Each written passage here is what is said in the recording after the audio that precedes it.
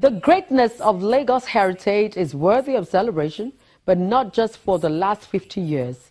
Somewhere on the Lagos Island, sons and daughters of the state brainstormed on the future of the state and what it would look like in the next 50 years.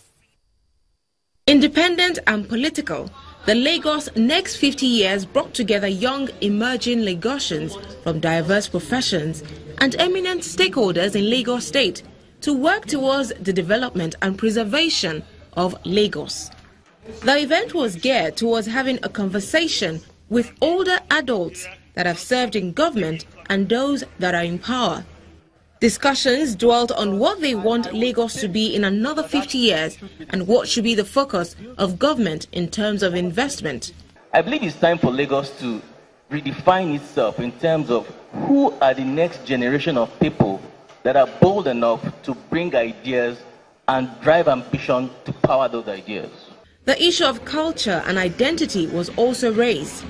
Participants were concerned over the gradual eroding of culture and history amidst developments. Our structures, history must be retained.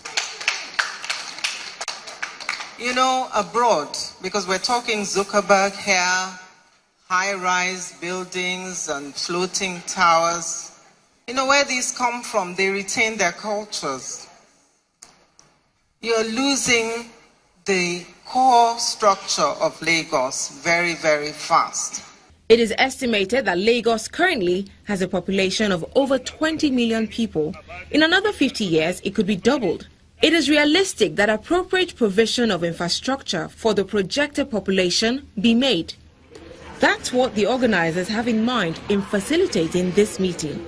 The reality is we have a lot of people and we will continue to have further urbanization. In the world today, we have more people living in urban areas than in rural areas. We need to plan for the future realistically, and that's large-scale infrastructure development.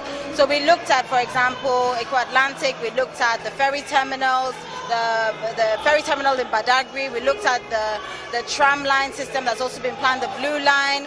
We looked at areas of Lekki Free Trade Zone, you know, large-scale projects. We looked at the airport expansion that's being done. There was a crossbreed of ideas, so I think it covered everything from technology to human resource and human capital management. It also covered the arts and the creative space. And those are the critical features that I think the next 50 years would cover. The young generation already making input to what they expect Lagos to be in 50 years means that a futuristic Lagos is achievable when everyone is taken along. And that's how much we can accommodate on this edition of the program. The celebration of the state's Golden Jubilee is still on, especially as we close in to the D-Day of May 27.